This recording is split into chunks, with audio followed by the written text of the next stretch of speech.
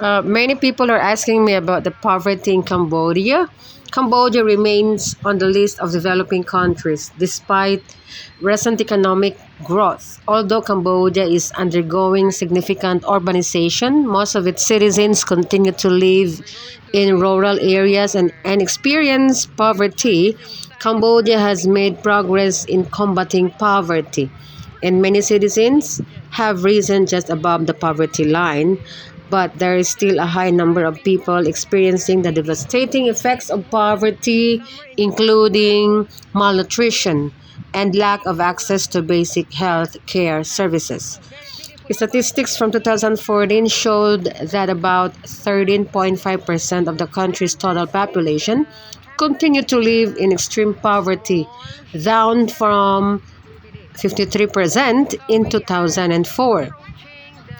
In order to estimate the poverty levels in Cambodia, the government carried out its first large-scale national survey.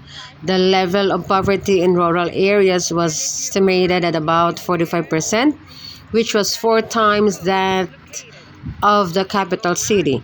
The outcome of the study made it possible for the country to come up with the first socio-economic development plan that was to run from 1996 to year 2000.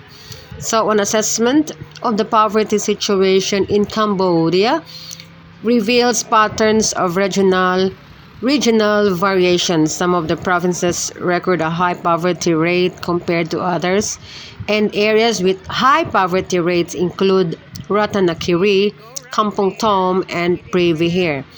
According to study conducted, Ratanakiri had a poverty rate of 52.2%.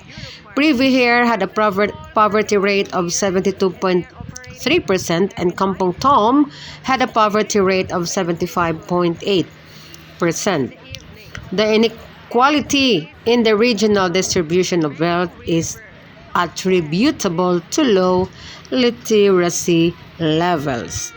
So a high number of people in Cambodia live in poverty, especially the ones who lives in rural areas.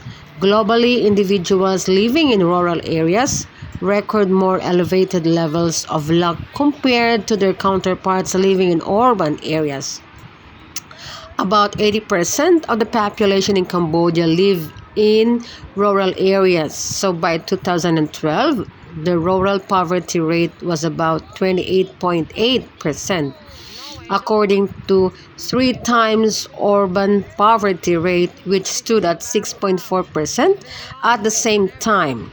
So over time, poverty has dramatically reduced in both rural and urban areas. However, one thing is real, that the remaining poverty is more concentrated in rural areas.